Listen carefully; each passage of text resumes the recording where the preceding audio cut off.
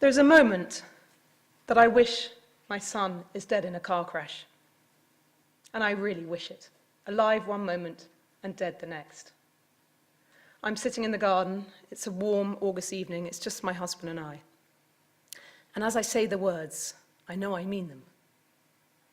Shocking, isn't it? And not something I ever imagined myself wishing when I became a mother.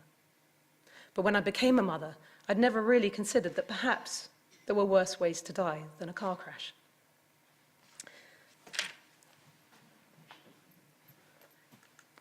This picture here shows my 3 oldest boys, Oscar in the middle, Rufus on the right, done something weird there, Rufus on the right and Silas on the left. It was taken during the London Olympics in August 2012. Don't ask me why Rufus, which means red-headed in Latin, is the only one without red hair. Just the way things worked. But looking at that picture there, you'd probably think how hale and hearty Silas looks. And you'd be right, he'd never been ill a day in his life. He was 10 years old, he was big for his age, he'd always been big. He was a mighty 11 pounds when he was born. And at the time this picture was taken, we were still a pretty normal family. I was a mother of 4 boisterous boys, Silas was number 3.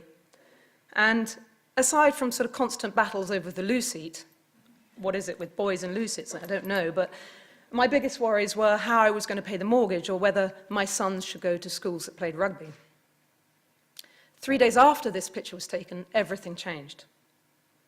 Silas had had a couple of days of headaches. Nothing too serious. They'd cleared up pretty quickly. We'd been playing cricket in the garden all afternoon.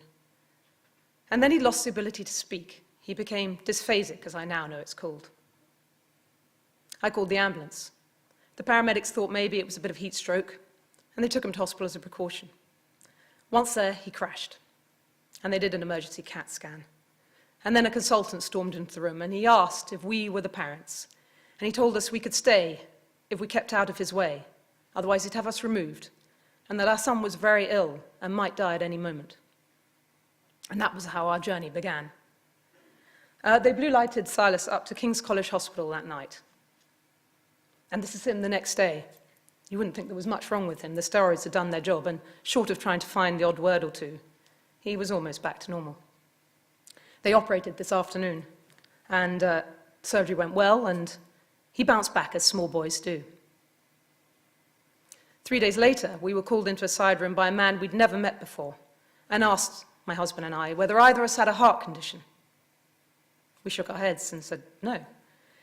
He then told us that our son had an aggressive brain tumour, one of the worst, a glioblastoma multiforme, or GBM, the same brain tumour, in fact, as Dame Tessa Jowell. And he told us that our son was going to die. In 2 to 3 months without treatment, and maybe 12 to 18 months with treatment. He liked to be forewarned, which is why he asked about the heart conditions, as he'd had parents have heart attacks on him. We scooped Silas up out of the hospital that night and drove home. And it was that night that I sat in the garden and said those words. And it wasn't that I wanted Silas dead, of course I didn't. I just didn't want him to have to suffer. And I didn't want to have to watch him suffer. And the truth is, I wasn't sure that I had the strength for the journey.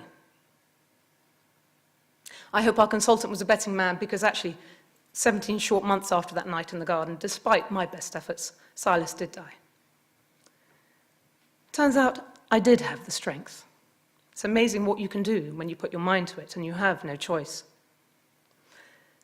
And along the way, there were rip-roaring, belly-busting, roll-on-the-floor moments that I could never trade in, so a car crash wasn't the answer. And along the way, I also learnt a lot of things. I learnt how to live in the moment. I learnt that brain tumours are the biggest cancer killer of children, and yet nobody seems to know this. I learnt that some doctors aren't good at the bedside manner thing, but not to hold that against them, because it's no indication of their skill. I learnt that parents can be told their child is going to die out of the blue and not be given a helpline number, any information or support of any kind, just be left to deal with such a devastating diagnosis on their own. A charity colleague told me the other day, just recently, that they had asked a consultant why they didn't hand out the charity's leaflets at point of diagnosis. And the consultant replied, "We don't need to.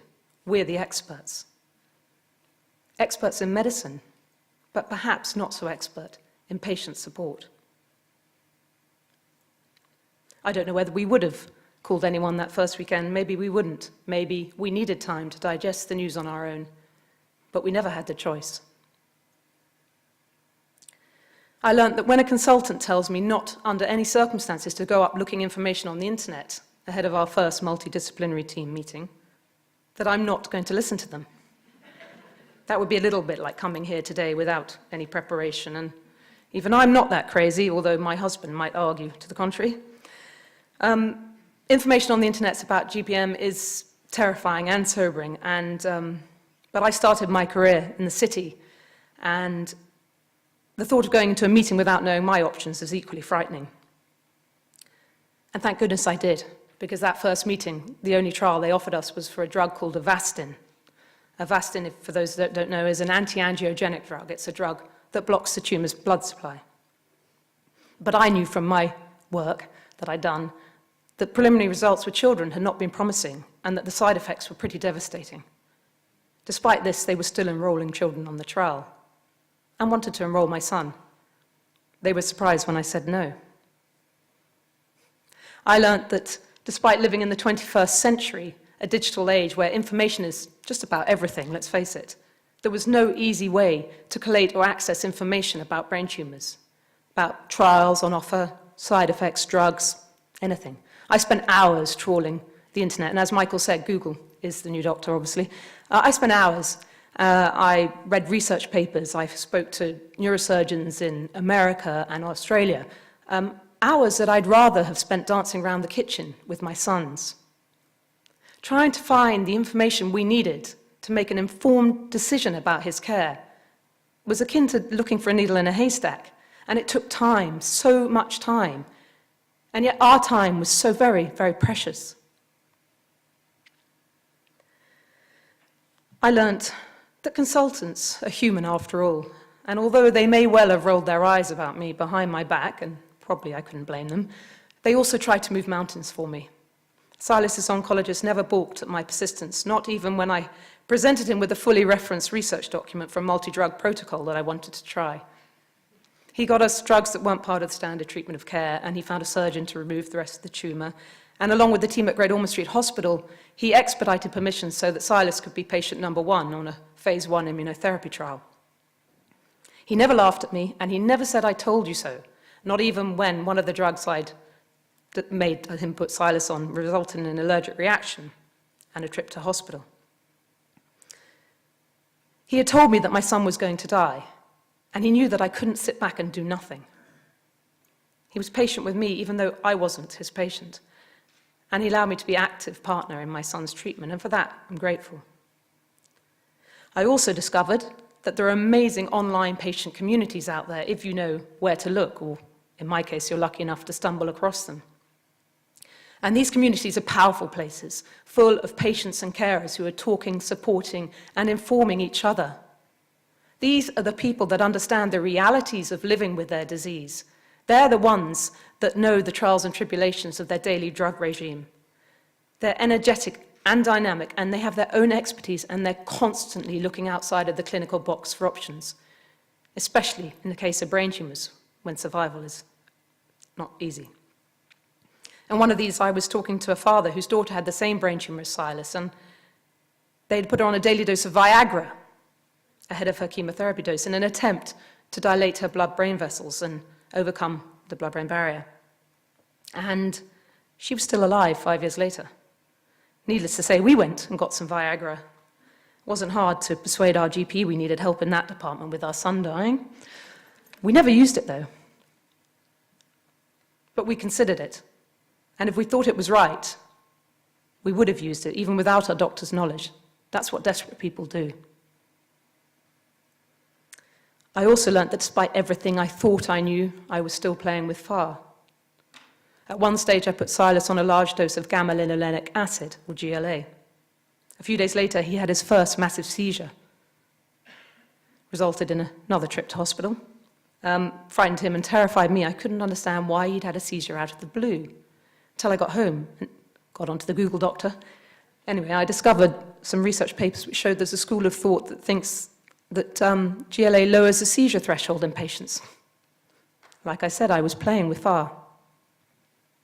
Finally, I learnt that despite an amazing community nursing team and palliative care team that did everything to try and keep Silas at home in those last few difficult days and weeks, there is still so much more that can be done to help families at this time, in terms of information, options, access to counselling. It wasn't the doctors that decided when to stop treatment, it was us, less than 10 days before he died. 2 days before he died, I was frantically searching for an undertaker.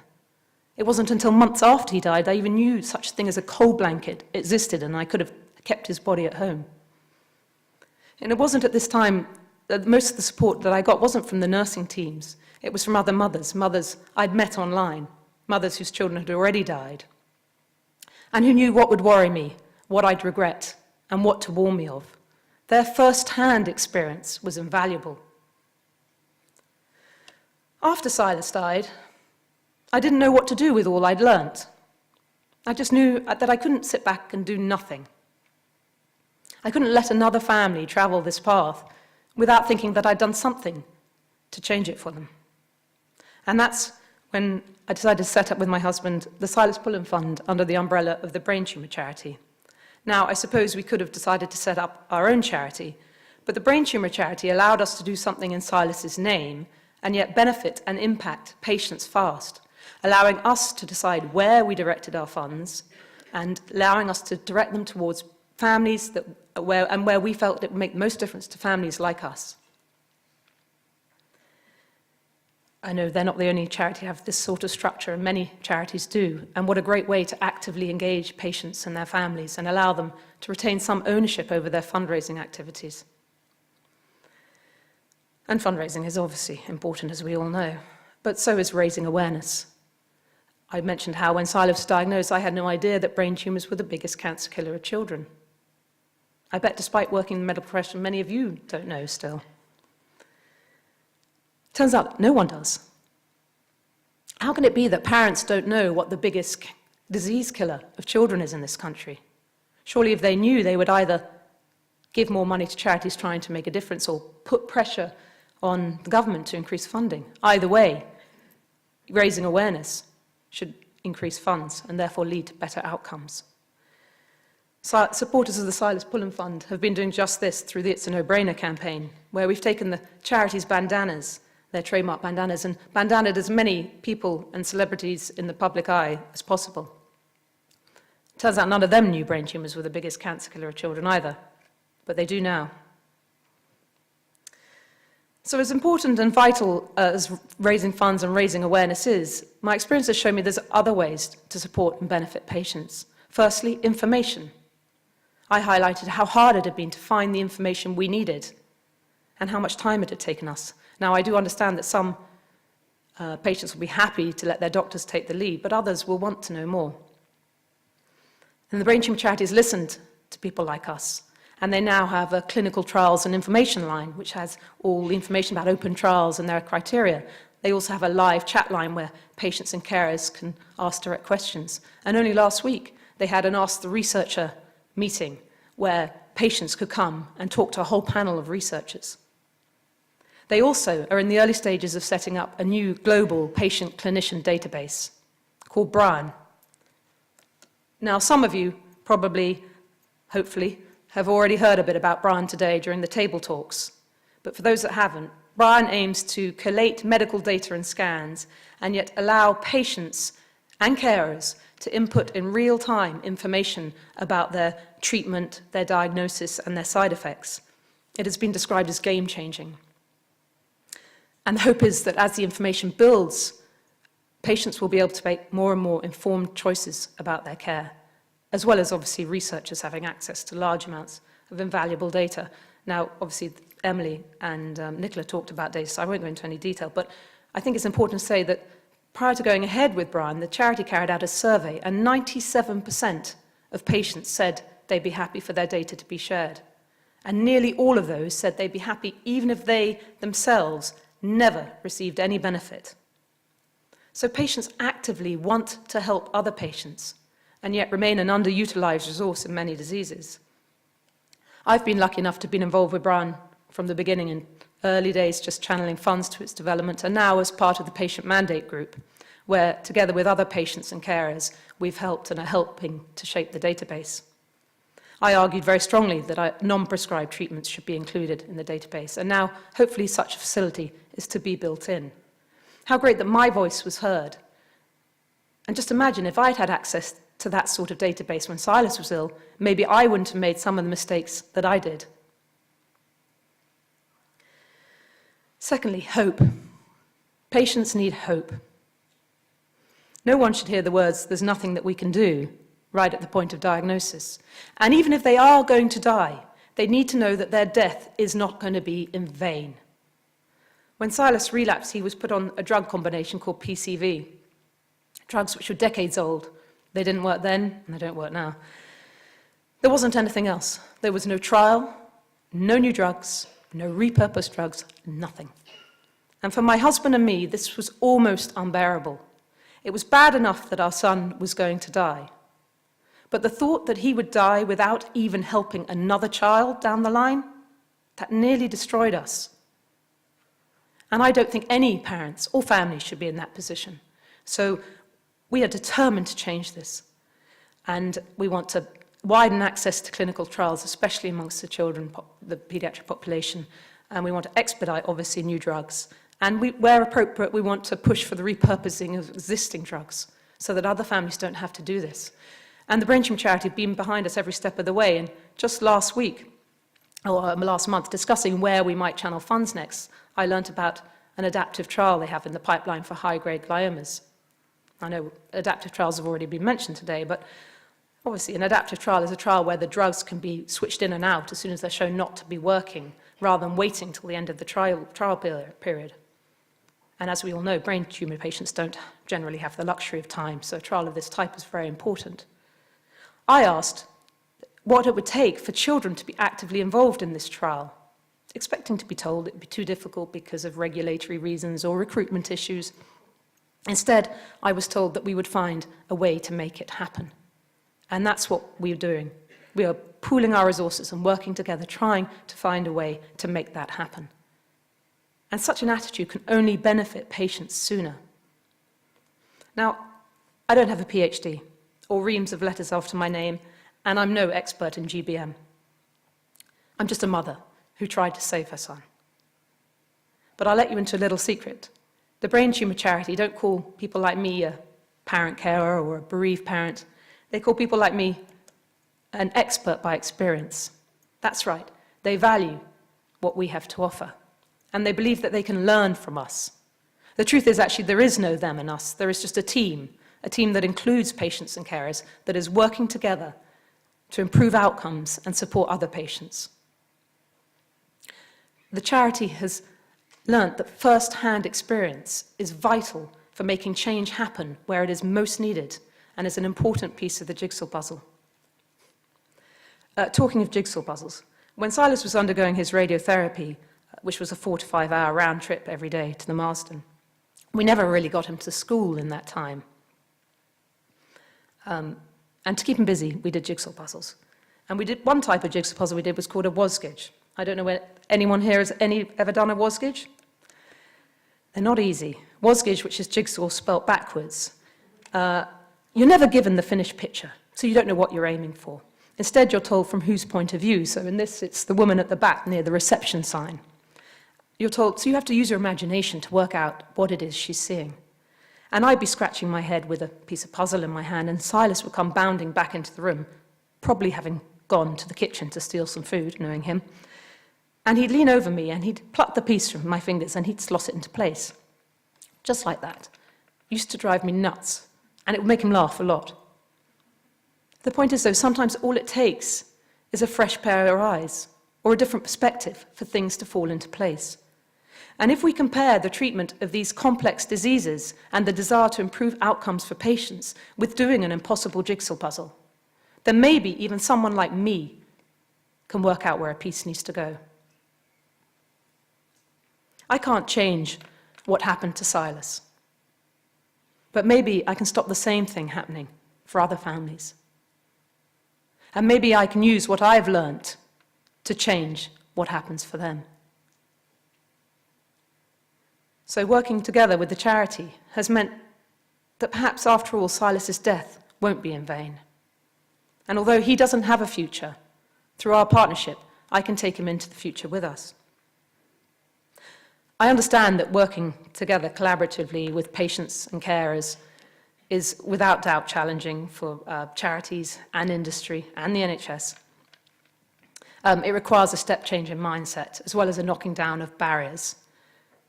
But with technology giving patients a louder and louder voice and enabling data collection on a scale previously unimaginable, the benefits have to be clear to see. And as a society, we need to learn that expertise in health and medicine doesn't just lie within the inner medical circle. It also lies outside. So maybe we can all learn from each other. And it's what patients and carers want. Dame Tessa Jowell said earlier this year in her speech to the House of Lords, so many cancer patients collaborate and support each other. All we now ask is that doctors and health systems learn to do the same, and for us all to work together and learn from each other. When Silas was 4 and his little brother Inigo was 2, they were out in the garden playing. I went in to call them in for tea.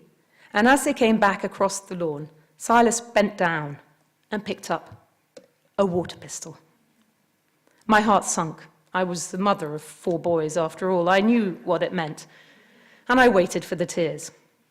But instead of spraying his little brother, he gave the pistol to his brother and told him to spray Ben, my husband, who was pruning roses elsewhere in the garden. Inigo tried, but he wasn't strong enough to pull the trigger. Silas noticed and he leant over and he said, "Let's both do it." And he put his hand over Inigo's and they pulled the trigger together.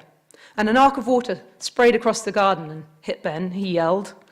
Inigo squealed in delight, and Silas's voice carried to me clearly across the garden. He said, "You see, Inigo? You see what we can do when we do it together?" Even at 4, he understood that with teamwork, you can achieve so much more.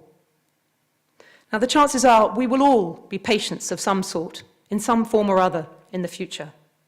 And we will all benefit from an integrated system that puts the patient at the heart of everything it does. So let's keep on trying to find ways to work together, whatever form that takes. And like Michael said this morning, let's be brave. And if there are barriers in the way, which there will be, as I know from my experience with Brian, let's work out how to knock them down or find a way to climb over them, so that one day in the future, there will be fewer mothers like me standing in my shoes. And those that are unlucky enough to be here will have the support that they need. Finally, I'd like to leave you with the words of Paul Kalanithi, a man who saw the picture clearly from both sides, both a patient and a surgeon. Thank you for listening.